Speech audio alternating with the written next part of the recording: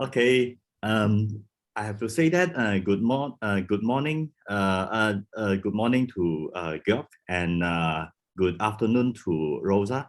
I'm so happy that we have a chance to invite both of you to come to the interview. This is a column for my institution, namely Site Beyond. I am Theophilus Koch, and we have this column is the main idea to have this column is we trying to introduce the most innovative, most creative, and most advanced new book that released in the English world about psychology. So we hope that by doing this column, we can help many Chinese reader to know about what is happening in the psychology or in the psychotherapy world, in the English world. Yeah. So this is the point that we organize such a column. And today I'm so proud and also so grateful that I have a chance to come here to interview and to talk with Professor Rosa Spagnolo and also Professor Georg Nothoff. I'm so happy they can spare some time to join to attend this interview. First of all, I would like to introduce Professor Spagnolo. Professor Spagnolo is a medical doctor and is a neurologist and psychiatrist for children, psychotherapist for children and adolescents. She works at the Institute Filippo Smaldon for the rehabilitation of deafness, learning and speech disabilities, developmental disorders. She is primarily an expert in the treatment of cognitive delays, autism, and children psychosis. She has been working for over 20 years at neuromotor and rare diseases in newborns like cerebral palsy, epilepsy, severe sensory disorders. She was a founder and former scientific secretary of moreabilities.com, a network between medical doctors and other experts in the field of children rehabilitation. She is also a psychoanalyst and full member of Italian Psychoanalytic Society.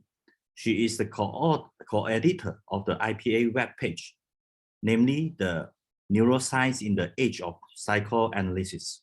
She is the founder and co-chair of Italian Psychoanalytic Dialogues, a member of the Neuropsychoanalysis Association and leader of the Italian group of the association.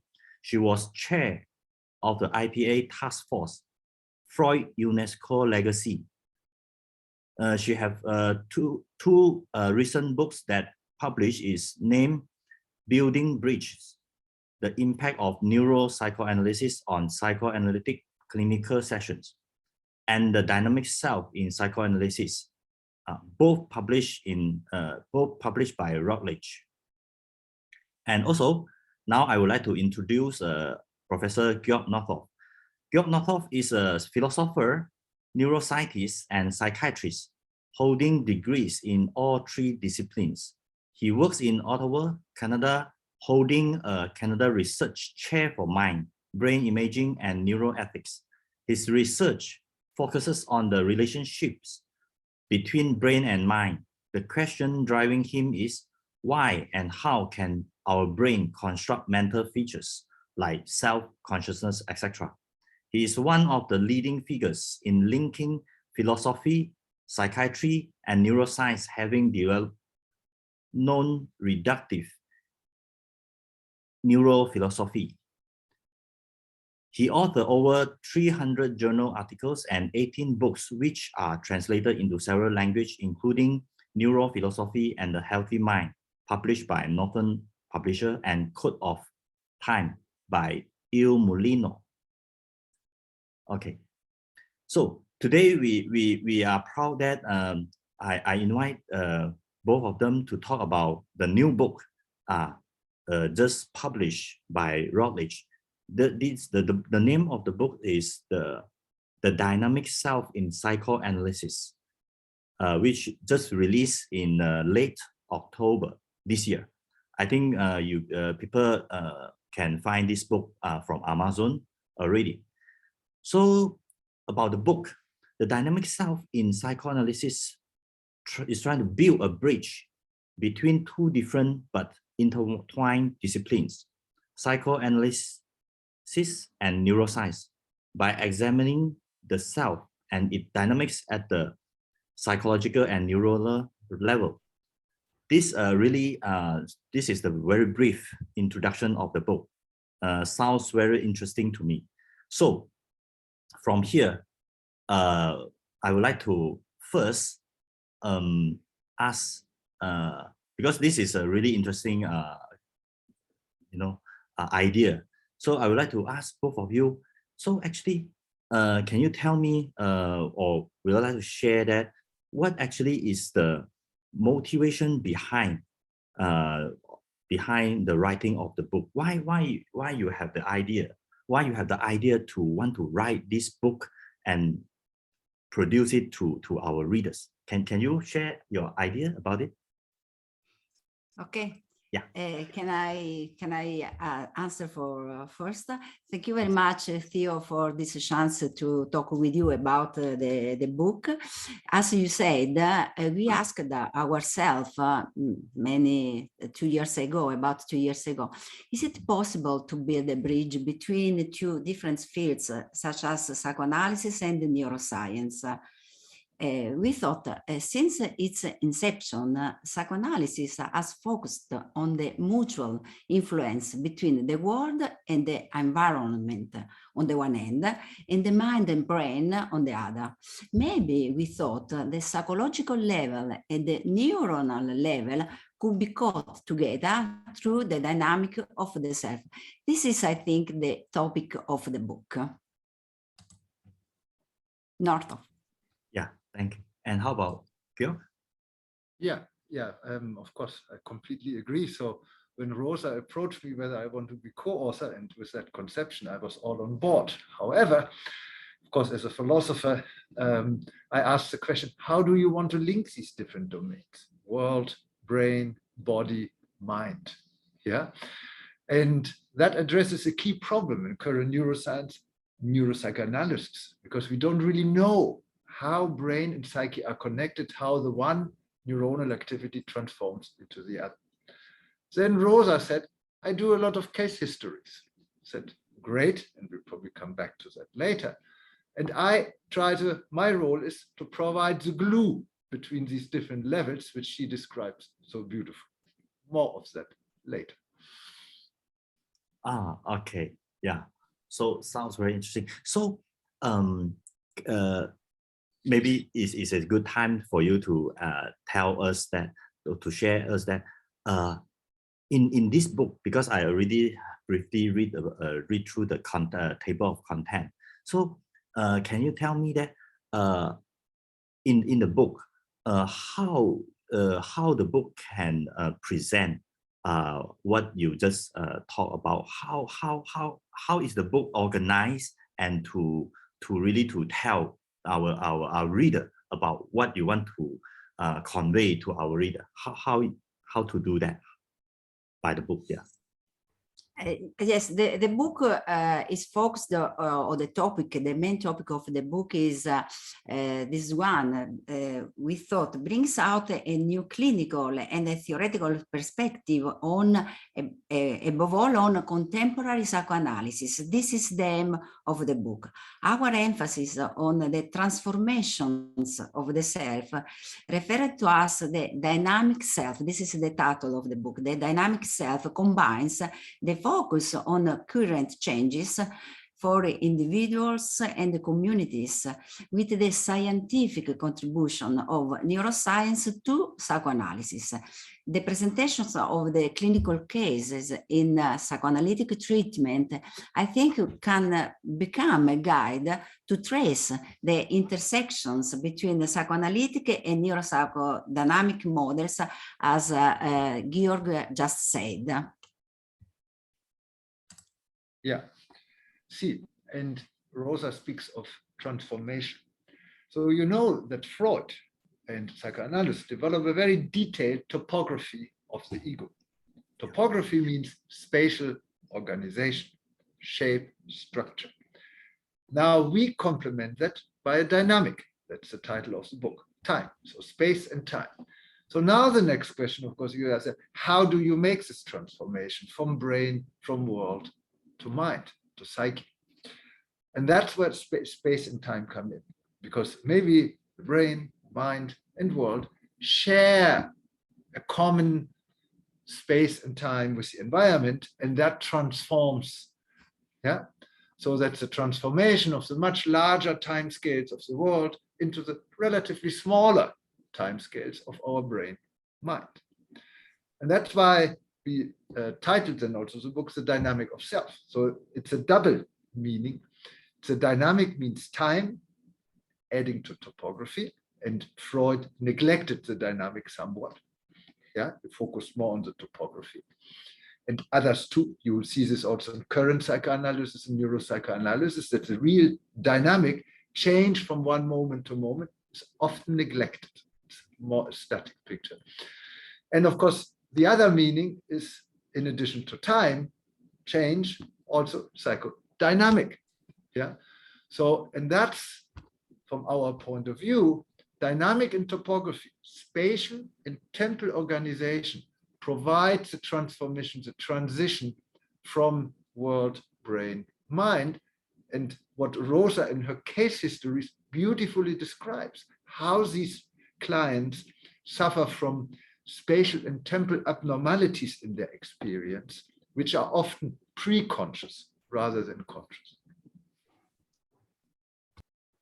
Okay, so sound very vivid to me, but maybe I will not completely follow the sequence of the question, but because some of you already explained partly in the answer just now, but when you talk about the case material, so I will really like to learn from you that when to understand the case material, to also to help you to using a real, maybe a neuroscience perspective also to work with the patient, or to understand about the patient, how you both collaborate to work on this. This will be very interesting, especially how you can come out to work also on a book writing about all this, to really to call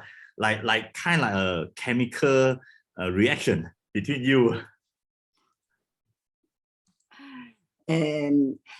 So Georg gave me the chance to bring inside the psychoanalysis his competence, and at the same time, he is giving me the chance at the same time to rethink about some statements, some psychoanalytical statements introduced by Freud. But today I think we need to rethink about metapsychology, about drives, about transfer, counter-transfer, about many technical skills we have, we were trained by our society. So thanks to Georg, he gave me this chance. Thanks to Rosa. Rosa gave me a big challenge because she had all these beautiful case histories. Yes. And I need to explain them. And you'll see when you read the case history, there's some really bizarre and extreme cases, but that's reality.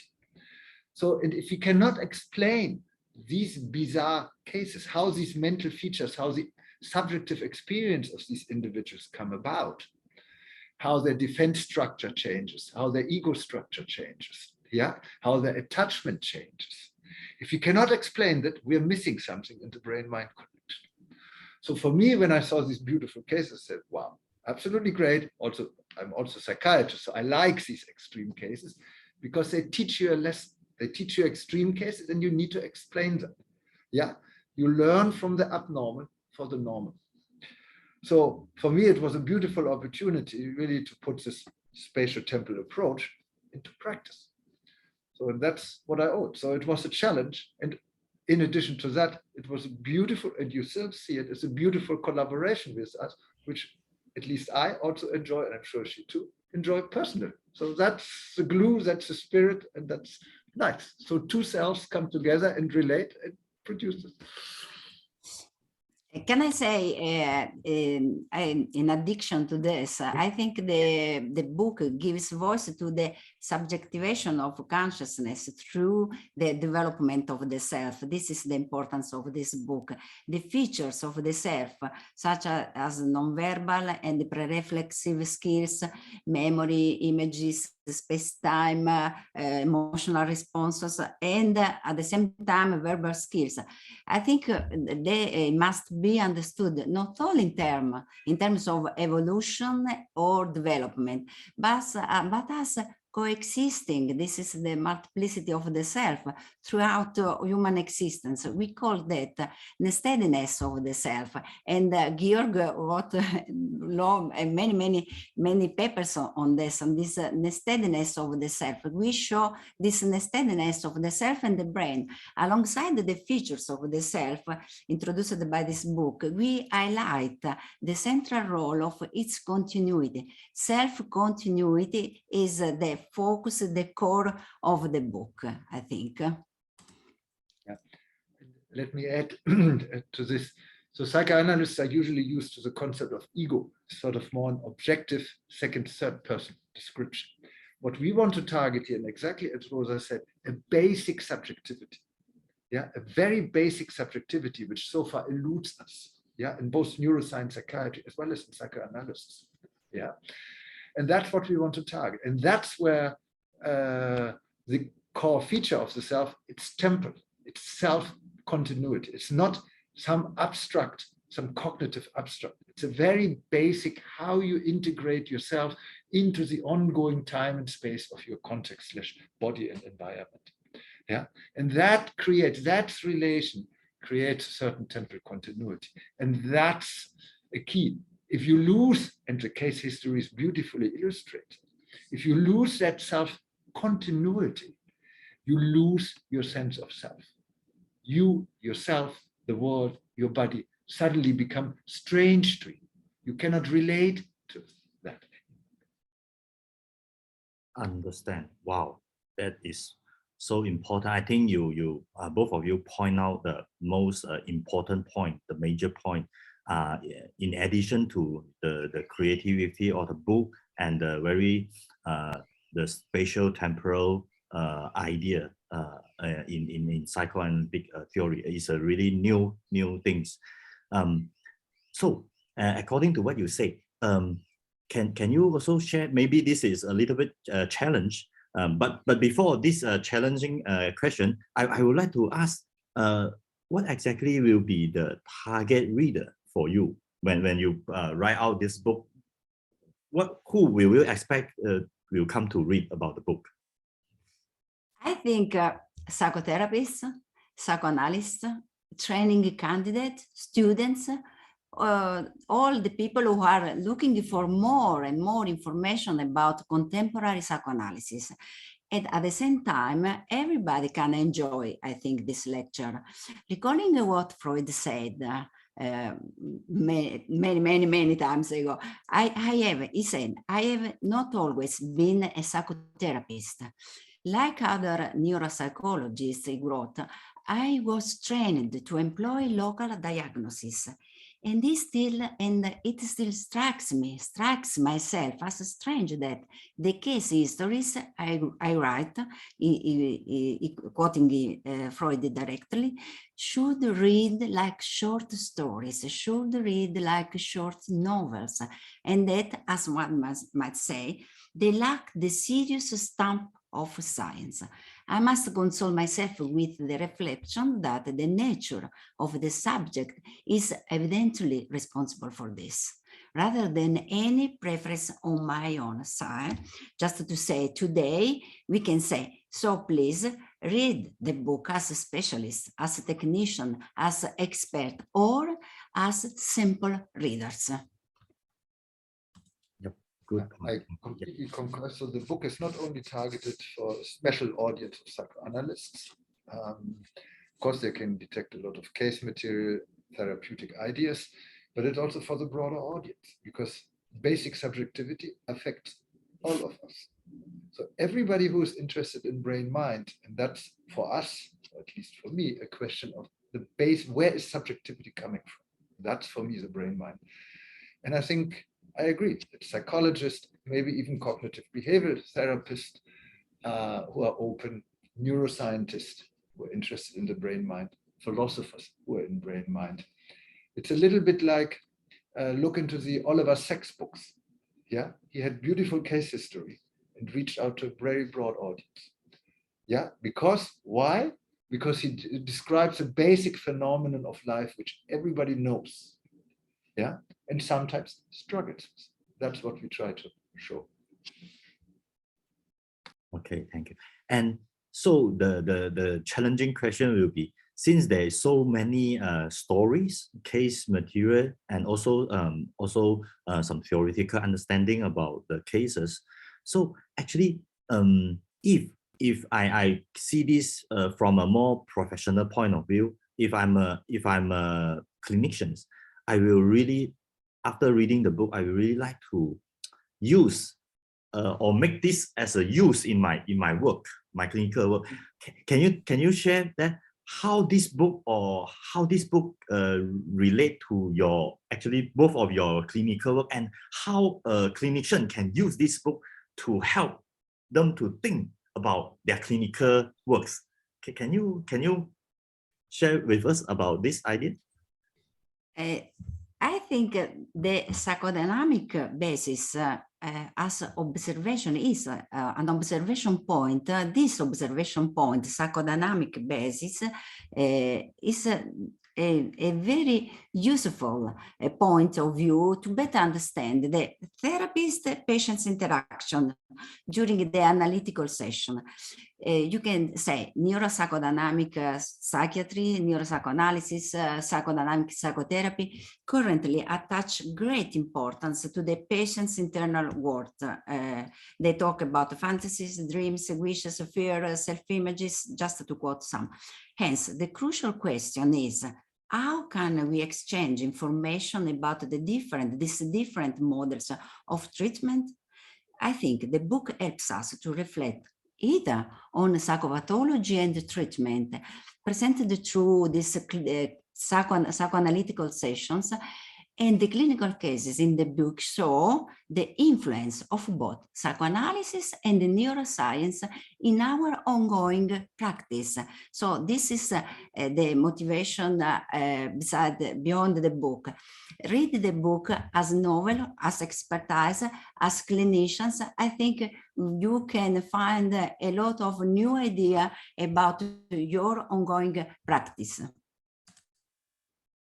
Okay, yeah, thanks. Yeah, of course I concur and want to add, see, I'm a big fan of psychotherapy as a clinical psychiatrist. The problem is we do not really have an individualized form, and it's a lot of trial and error. It's a big problem. What I would like to establish is really a form of psychotherapy which is individualized and sort of on objective grounds and brain-based, not brain-reduced, because you need to operate in accordance with the principles of the brain. Imagine a composer. A composer, no, the composer, she or he, doesn't compose a melody, just some tones. However, as clever as these people are, they know exactly how to put the tones together that we have the illusion of a melody. So basically, the composer knows the brain much better than we do as psychotherapists. So that's what I might like to inject. And one key component of that is obviously time and space experience. When your experience of time is too slow, you might be very depressed. So then when you ask the patient, they cannot understand, and this time and space experience is often on the verge of conscious, it's often pre-conscious. But when you explicitly ask the patient, they said, yes, you're right. Now I understand why I don't want to get up in the morning when everything is too slow. So it gives them a better understanding. And my hope, and that's extremely helpful, because the psychological changes we have we have no explanatory model. That makes it very difficult for the people to understand what is going on with them. So this explanatory model provides. And second, my hope that in the future, we can intentionally manipulate spatial temporal dimensions in the brain, in the psyche, through a very, let's say, what we call in a recent paper, spatial, and also in the book, spatial temporal psychotherapy. But that is the development of the future. That's probably our next book. Consider, Theo, consider this. I'm a clinician, and above all a clinician. My source of inspiration are my patients, to whom I owe all my knowledge in the field of psychoanalysis. All my patients taught me something. Another pillar of my theoretical knowledge, besides my psychoanalytical skills, is the research in neuroscience.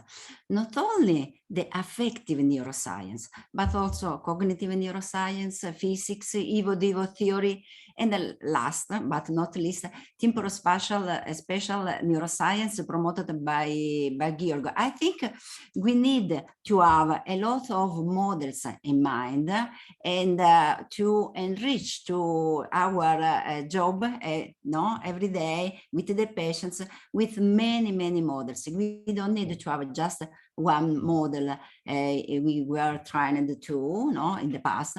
We need to have many models, reading, studying about psychoanalysis, neuroscience, and other models. And then we achieve our own model, and we bring inside the session, the clinical session with our patients, our own model. But we need to study to know many models. We publish around the world. Yeah, I think one of the problems, Rosa is touching upon that, is that we often just touch the surface. So remember this famous picture of the iceberg. And when you see the various YouTube talks of mine, I often now start my talks with that we just scratch the surface. Yeah, but we need to go back to the deeper layer, the bottom layer, because only if we address the bottom layer of the mind/brain mind, then we can really make a lasting change. Yeah, you do not just want to stop the bleeding. You do not just want to put something on the wound that continuously bleeds and it will continue the bleed. You want to stop the bleeding itself. For that, you need to go to the deeper layers, to emotions, and then even deeper, as I would say, to space-time experience. Yeah, understand. And the idea of a second book about how we really doing something to manipulate the situation and to by you applying the neuroscience findings to help us to do maybe a better treatment. I think that will be very interesting also.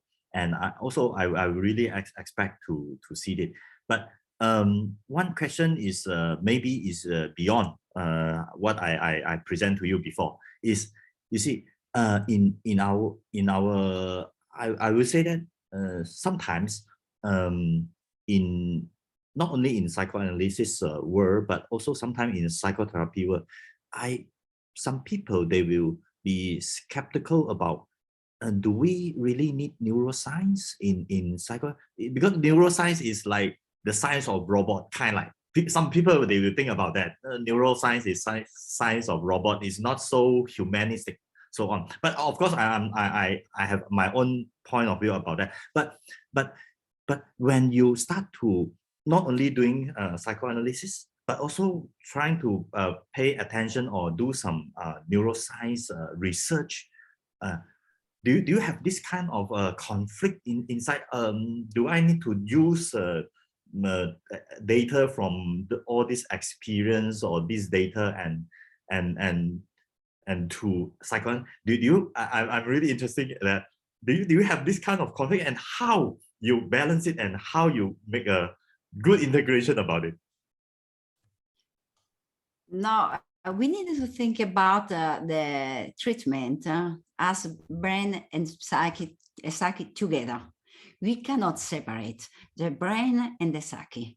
we can talk about the brain, and maybe we use a sort of languages like neuroscientific language, okay? And when we talk about treatment, about patients, about individual subjectivation, maybe we use a language different, maybe psychoanalytical languages or other languages. It's only about the language, but brain and psyche are the same object. We don't have two different objects, the brain and the psyche. So we can talk about one or about the other one, but it's just because we need a language, the verbal code, to communicate with you, to communicate with the people, or we writing a book, so we need this sort of language. But brain and mind are the same coin. That they are not separated. This is, I think, the biggest achievement the neuroscience brought to us. This is the biggest achievement, I think. Okay. Imagine you do exercise, physical therapy with somebody. You have no knowledge of the heart. You don't know. You do the exercise completely independent of the heart. So you force the person to run every day 20 kilometers. So now you find out that the person has a heart condition. So you better tailor your training according to the capacity of the heart. Same here. You tailor your psychotherapy according to the individual capacity of the brain. That's what you want to do. The other point you mentioned, it's purely mechanical and objective, and we don't want that. We lose the humanity, we lose the subjectivity. No, remember our initial statement. What we want to say, we want to regain the original subjectivity. And our brain is intrinsically subjective. It's not objective. You investigate it in an objective way, yes. But it doesn't mean that the brain is purely mechanical, objective by itself, independent of your objective investigation. That's a confusion between your method of investigation and the brain itself. That's, for me, as a researcher and scientist and clinician, the most fascinating thing. The brain is intrinsically subjective. Our brain is basically the self.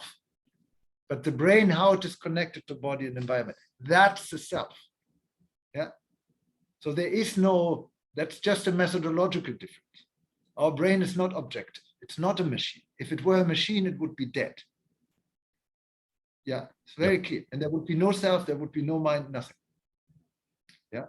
So it is intrinsically subjective. It is intrinsically mental. That's the fascinating thing. And that's why we pursue this spatial temporal approach, because that fleshes us out. And that's what we see in our patients. Yeah, this extreme experiences of subject. Excellent point. Excellent point. Yeah, I completely agree. That's a point you point out, a very important part, because I agree, because sometimes when we talk about neuroscience or some psychotherapy talk about neuroscience, it's a science to do research on a machine or some kind, because we got data from all this, and then they will think, oh, like this is like a machine kind of research, and then they will see the brain or the neural system like a kind of objective thing that we can grab out from the human body to do some research. So that maybe this is why some psychotherapists they don't like neuroscience. They don't like it. They think it's like kind of a very doing something on an object. They don't like to lose the subjectivity, the own of the mind, of the psychic world. So I think you really point out the important part, that to really distinguish, to help people understand that is so important. Yeah, we do really need to learn, and I also agree that by having this bridging between the psychoanalysis and the neuroscience is a very good example to help people to know that actually maybe we do not need always, maybe not always need to have neuroscience, but I think neuroscience is also a good perspective, a good way to understand the psychoanalysis. I think this is I would think that this is a very important point, that this book can give to our readers. I'm not sure whether do you agree about it.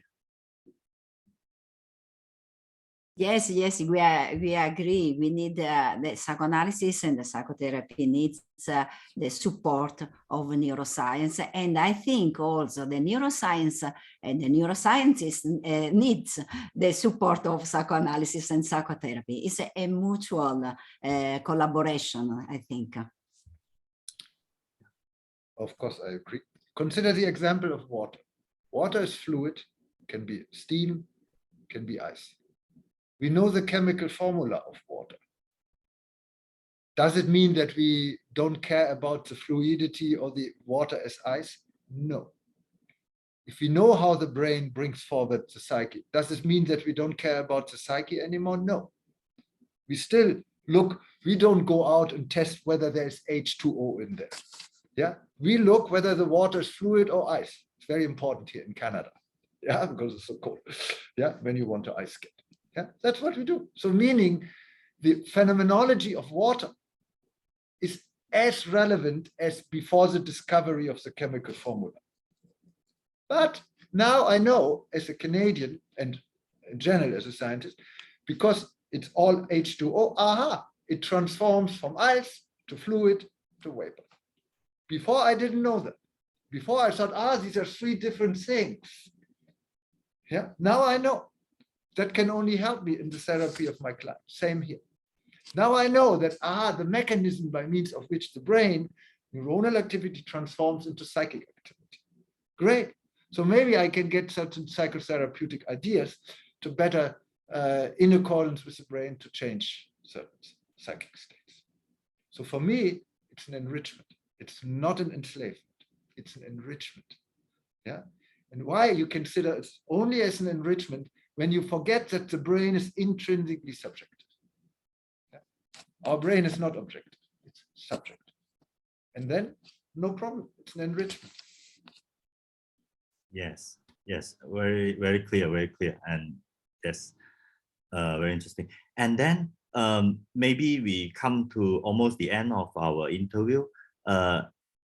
Maybe the last question I would like to ask is also it already mentioned by Georg just now that maybe you will like to write another book on how to understand the theoretically using the spatial temporal theory to understand the case. Then later how we can in a more advanced second edition of the book, like we do something, manipulate or change something. So, but related to this question is, actually, I'm also very interested about when you are having the idea of writing the book together, how actually you collaborate with each other. Do you like you write the case like Rosa will wrote the case material and send to Georg, and then Georg will write a comment about how you work on that. And if you are going to write another new book about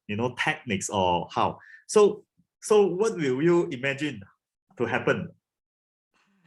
No, it's not like this, because I'm a creative mind, no? And so I have a sort of chaotic mind. So I produce, and I send to him a lot of idea, sometimes a clinical case, sometimes a theoretical statement, sometimes other.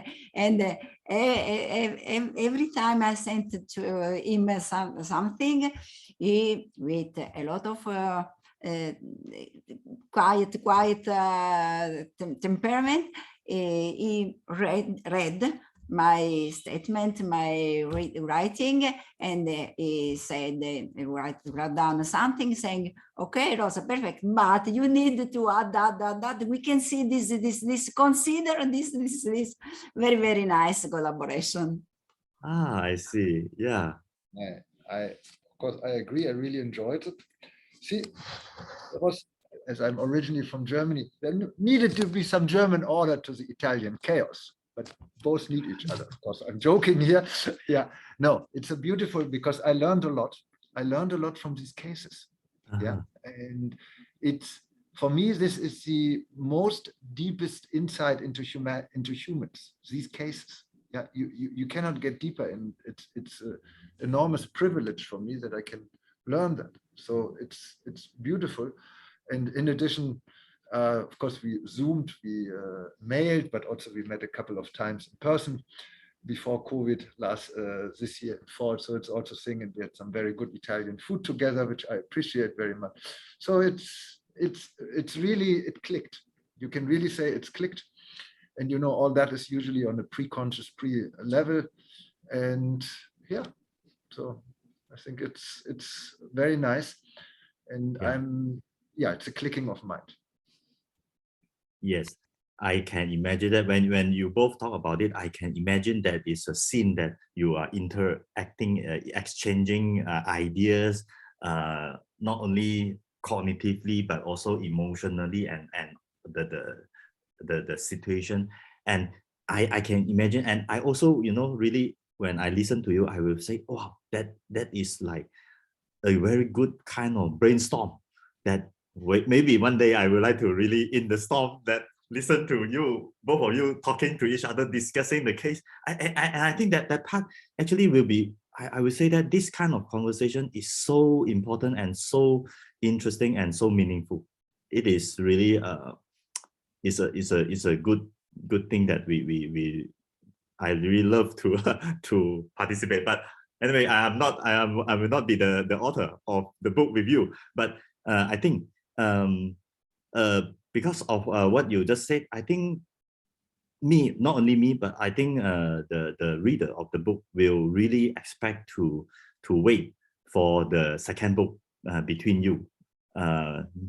Yeah, maybe we can see more cases, see more, read more interesting, read more interesting exchange, or maybe collision between you. So hopefully we not in a short future, we will see both of you write a new book about also about psychoanalysis and neuroscience. Thank you, but now maybe will be about connectivity and about neuronal collision. Okay, so maybe, okay. Would also be very grateful if readers have ideas or want to develop that further. They can feel free to approach us, and also their own experience. And I could imagine that the way we approach space and time, that the Chinese context is very suitable for that. I have been often in China before the COVID because I have affiliations over there, and I'm a big admirer of your culture and people. And I think that kind of dynamics, topography, more holistic approach to brain-mind, which we have, I could imagine that resonates very well. And I hope that we get some ideas, inspirations, and further developments. Yeah, I'm really happy to see that. And of course I would like to see you again in China. And also I welcome Rosa to pay a visit to China, especially to Hangzhou, because yes, I think I want. Yes, I think Gyo will tell you that actually Hangzhou is a very beautiful city, as beautiful as Rome. Yeah, okay. Perfect. We come. Yeah. Okay. So I think this is the end of the interview, and finally, I really want to say thousand grateful to you to spare some time to join the very first of this column, the Book Express column, to talk about the new book that you just released. Thank you very much. And then before we end, do you want to add anything else? Thank you, Theo. Thank you very much for your insightful support. Thank you. Yeah, same, and many greetings to all the Chinese people. I'm really missing you because since COVID, I cannot come anymore. So I hope you're all well, and I hope to see you soon. Yeah, thank you. And you too. And I hope both of you, you take very good care of yourself. And finally, I want to wish you a Merry Christmas and also a very prosperous New Year 2022. Yeah. Thank you. Thank Merry you very Christmas much. to you. Thank you. Hope to Yeah. see you soon. Hope to see you. Thank you very much. Yeah. Okay. Thank you.